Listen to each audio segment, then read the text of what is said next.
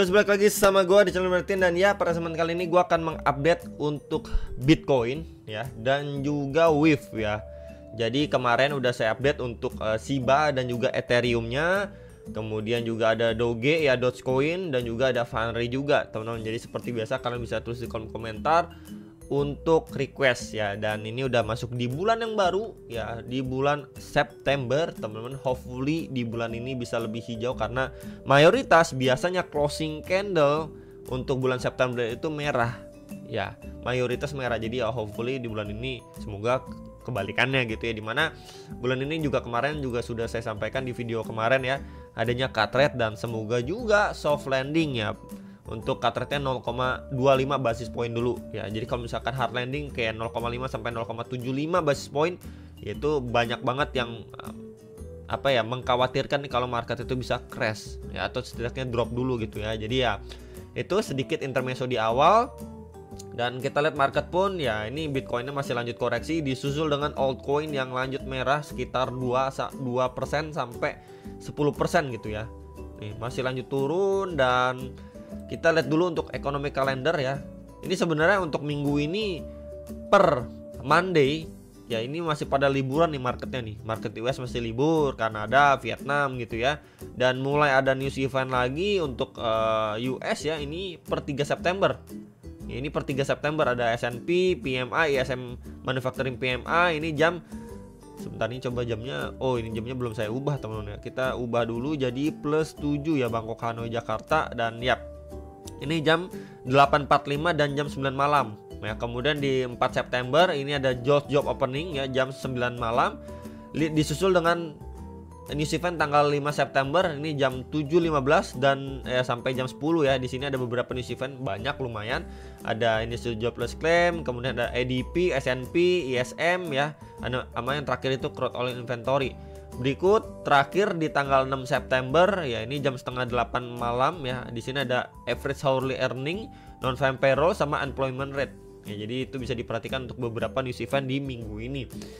Dan untuk cut rate itu di tanggal 18 teman-teman ya, jadi masih di minggu ketiga ya, memasuki minggu ketiga. Kita lihat untuk Bitcoin liquidation heat map ya, ini per 24 jam ya. Jadi yang tebal masih di bagian atas nih 58.800, ini belum kejemput. Sedangkan untuk buy dari bawah yang cukup tebal itu di 56.700 dolar ya. Jadi bisa di prepare antara lapisan atas dan batas atas dan batas bawahnya. Kemudian untuk per 3 harinya ini tebal ya, bagian bawah ini tebal di 57.000 dan di 56.700 dolar. Kemudian yang bagian atas yang tebal balik lagi di 58.800, kemudian di 59.600, 59.700 ya, di sekitar 60.000 dolar lah.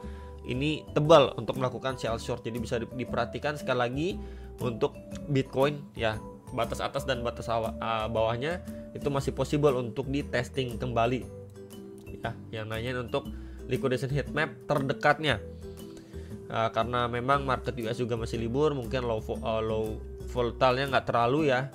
Itu bisa diperhatikan sekali lagi, bisa jepret atas ataupun bawah ya, bisa diperhatikan beberapa area yang tadi saya sampaikan. Nah untuk si Bitcoin ini weekly closing sebenarnya nggak bagus ya, ini adanya bearish engulfing. Dan ya ini sebenarnya bearish engulfing itu untuk lanjut turun teman-teman ya, cuman ya masih adanya case seperti ini juga. Di sini ada bearish engulfing, dia memang turun bikin tail candle, akhirnya dia rebound ya. Ini secara weekly by the way. And then mana lagi, sebentar kita lihat dulu bentar mana ya. Ya kurang lebih seperti ini juga nih. Ini ada bearish engulfing, dia lanjut turun sedikit, kemudian up lagi. Di sini juga bearish engulfing nih, dia turun lanjut turun. Tapi ada case lain di sini ya, kita bisa lihat di sini adanya bearish engulfing ya, dia sideways doang kemudian lanjut naik. Jadi ya balik lagi, nggak selalu untuk lanjut dump ya bearish engulfing, tapi memang mayoritas itu untuk melanjutkan ataupun adanya penurunan dulu, either nanti weekly-nya dia closing cuman bikin tail candle atau cuman sideways sebelum dia melanjutkan penguatannya kembali gitu ya. Dan yang penting adalah ini adalah area support nih, zonasi support secara weekly nih. Box putih di sekitar 56.200-an sampai 57.900-an dolar. Ini adalah zona support untuk Bitcoin secara weekly. Jadi ya dia selama memang masih bertahan di area sini masih possible naik. Possible naik di mana ini saya tandain dengan garis warna kuning, di mana ini kalau saya tarik ya, Ini sebelumnya menjadi area support resistance secara weekly juga di sekitar 60.700 dolar. Jadi ya at least masih adanya peluang lah testing sampai ke area situ, plus di area situ juga ada EMA 21 nih, garis warna biru. Ya, jadi mungkin expect dia bisa testing sampai area situ dulu aja terdekatnya teman-teman. Ya, untuk yang nanyain si Bitcoin terdekat kira-kira bisa visit area berapa kalau kita lihat perspektif secara weekly. Ya, dan belum ada banyak yang berubah ya. Dimana di sini kita bisa hubungkan juga untuk bagian atas adanya trend resistance, dan untuk bagian bawahnya juga kita hubungkan seperti ini ya, trendline support gitu ya. Jadi overall dia bergerak di dalam sebuah range channel. Ya, kita bisa lihat penguatan sebelumnya ini sempat sideways juga ya teman-teman. Sebentar nih coba saya tandain ini seperti ini, and then bagian bawahnya kita tandain juga ya. Overallnya sideways doang ya. Ini going up, sideways, ini going up, bikin range sideways lagi ya di sini tuh. Saya tandain. Nah, tuh ya, sideways lagi, ini going up. And ya, ini cukup korektif sebenarnya, membuat range channel. Tinggal kita menunggu sampai dia breakout. Nah, breakout dari sini baru ya, seperti pembahasan yang lalu-lalu ya, dia minimal visit di sekitar 80 ribuan dolar gitu ya. Jadi palingan ini untuk concernnya si Bitcoin secara weekly. Dan kita lihat untuk secara daily-nya gimana. Daily-nya sebenarnya juga ini malah bablas teman, dari support atau tahanan sebelumnya di sini nggak kuat mantul lagi, malah bablas. Dan ya testing area bawah nih ya. So far sekarang ini masih ataupun adanya reaksi pemantulan sedikit, karena kita bisa lihat previous area ini area support atau tahanan juga nih, saya adjust sedikit. Nah ya, di area sini. Jadi untuk pemantulan terdekat pasti di previous SNR-nya di sini. Ya di sekitar 58.500 sampai 59.000 dolar. Ini dulu aja target area pemantulan terdekat. Yang nanyain untuk target pemantulan terdekat untuk si Bitcoin di sini, teman-teman.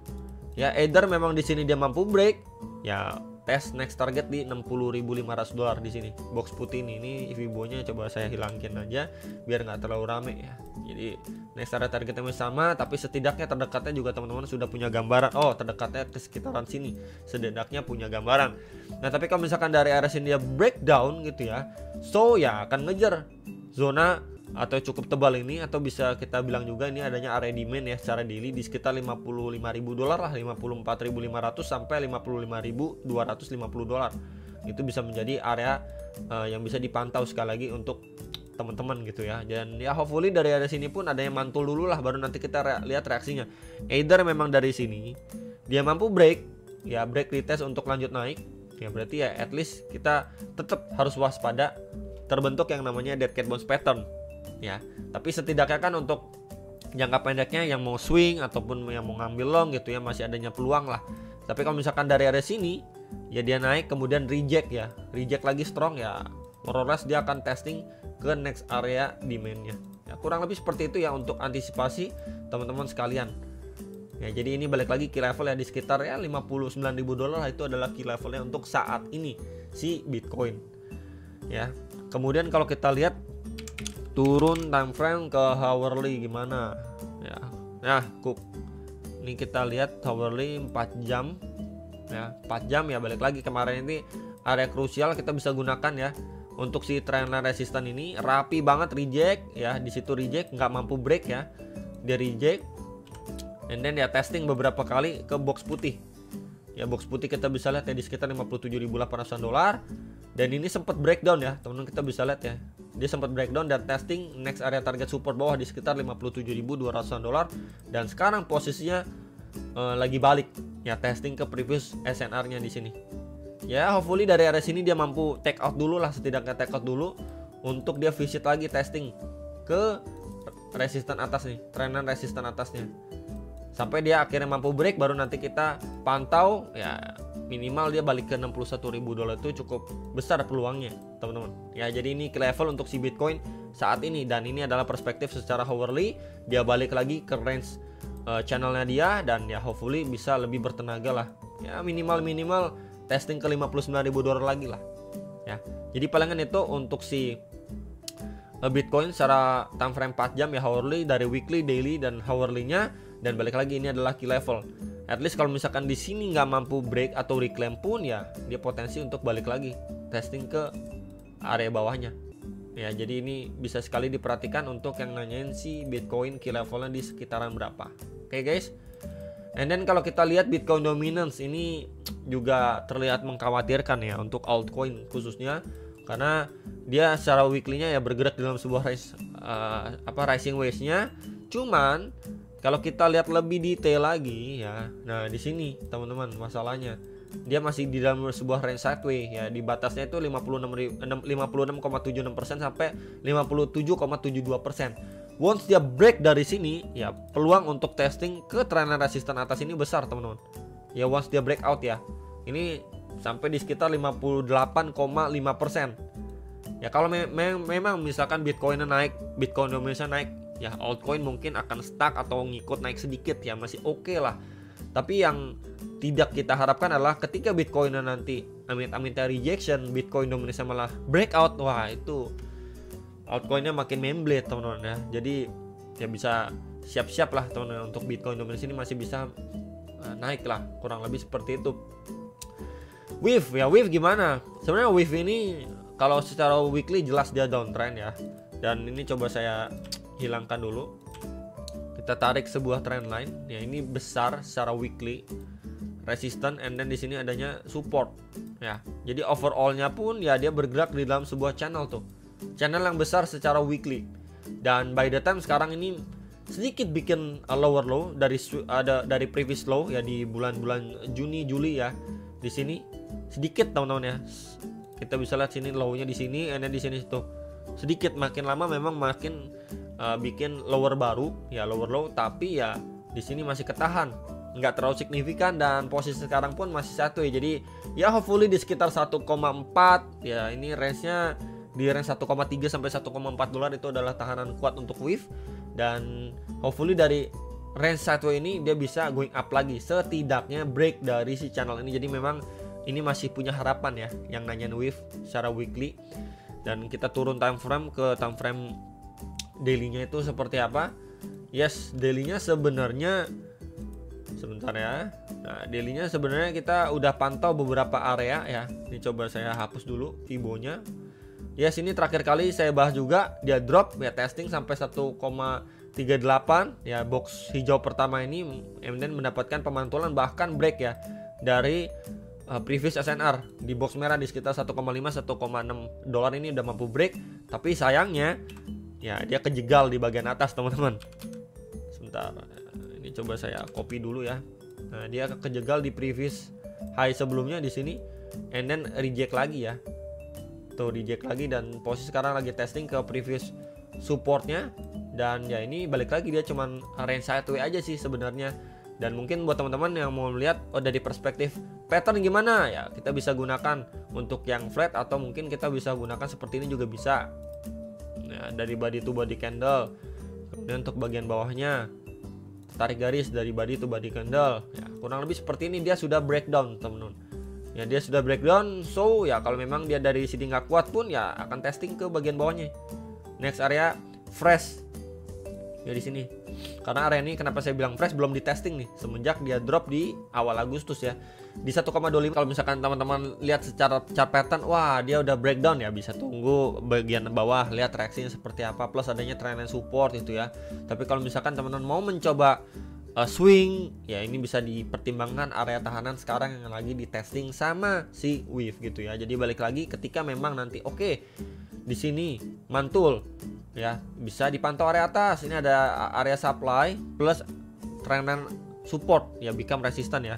Jadi ya untuk waspada ketika memang dia berprogres naik, any rejection dari situ bisa ngeliat dia bahkan turun lebih bawah ya. Jadi ini bisa menjadi another view, another perspektif yang bisa diantisipasi sama teman-teman. Kecuali dari area sini dia mampu break cukup impulsif ya, and then retracement dari sini ya akan coba testing ke bagian atasnya.